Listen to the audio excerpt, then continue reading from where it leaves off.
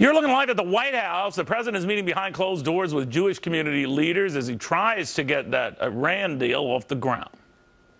The president, we will make the case to them, and senior officials here will make the case to them, that this agreement is one that is clearly in the best interest of the United States of America.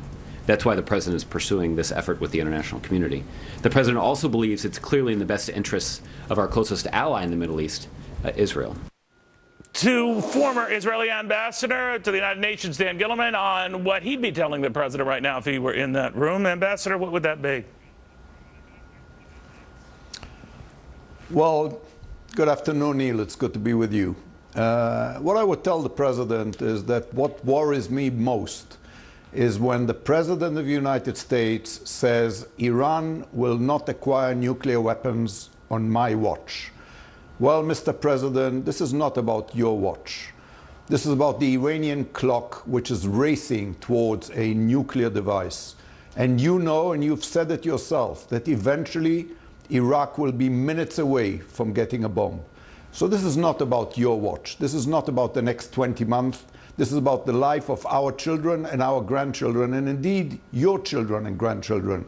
And therefore, I think that you should rise above the petty differences you have with the Prime Minister of Israel. You may not like each other, but this is not about love or about romance. This is about life and death.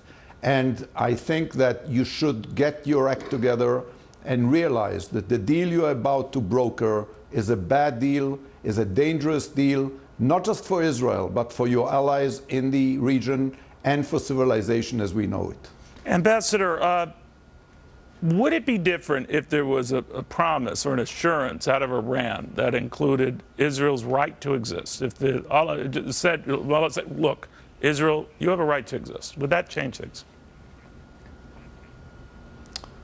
Well, you know, Neil, if you believe the Iranians, I have a great bridge to sell you. The Iranians have been lying and deceiving the world while terrorizing the world and killing innocent people. They're lying as we speak.